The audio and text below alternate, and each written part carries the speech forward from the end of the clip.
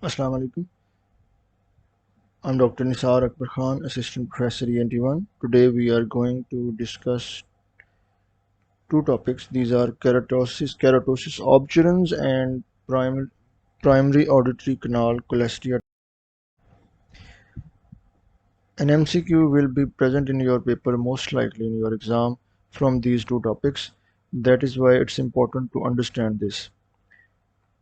Definition: accumulation of large plug of desquamated keratin in external auditory canal. This is keratosis. Clearly appreciate this thing that the all around the circumference, it is the keratin shedding that results in ballooning.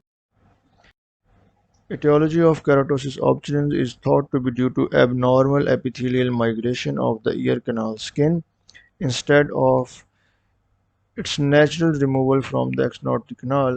It keeps on depositing within the canal.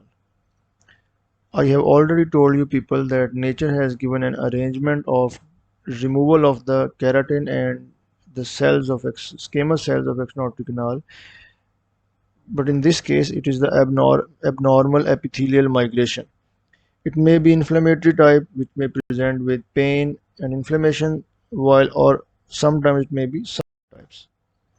Diagnosis: keratosis obturans usually affects younger patients. Patient presents usually with acute severe otalgia. Because of the keratin plug, patient will be unable to hear, and this is conductive deafness. Important sign is associated bronchitis or sinusitis in patients of keratosis obturans. Sometimes the disease is bilateral, usually it is unilateral. Investigations employed are examination under microscope.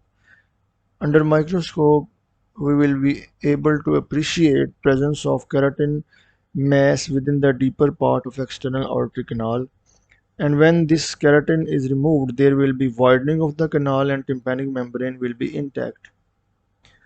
CT scan temporal bone will be used to rule out any kind of bony erosion, and also to differentiate it from other diagnoses. Similarly, histology is not recommended for this situation, but histology will be performed in order to differentiate it from carcinoma and other important differential diagnosis.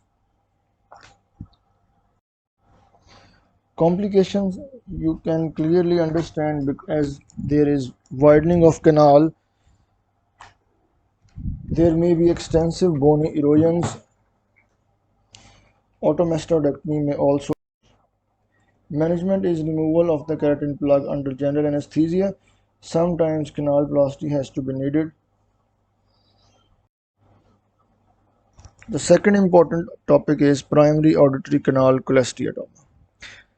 In primary auditory canal cholesteatoma, there is nothing wrong with the epithelium. It is actually the problem or abnormality with the bone of the external canal.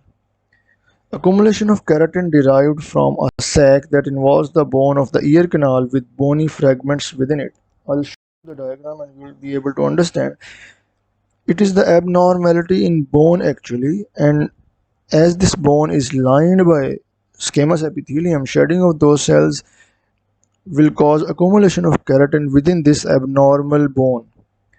That results in formation of acquired cholesteatoma in the external auditory canal.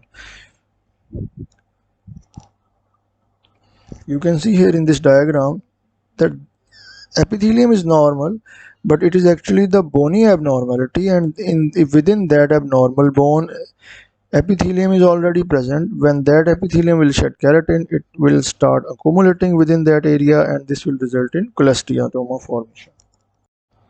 Etiology is uncertain in majority of cases, but they have seen that some patients have history of previous trauma and others have history of past surgery of external. A piece of exposed bone of the primary aortic canal becomes infected and sequestrates, and epithelium migrates into this bony abnormality, and cholesteatoma is formed. Regarding clinical features, important features are chronic ear discharge, dull pain, itching, intense itching. No hearing loss because here the lumen of the external aortic canal is not blocked by the any mass of keratin. So there is no hearing. In case of keratosis obturans, there is severe conductive deafness and there is no otorrhea in keratosis obturans.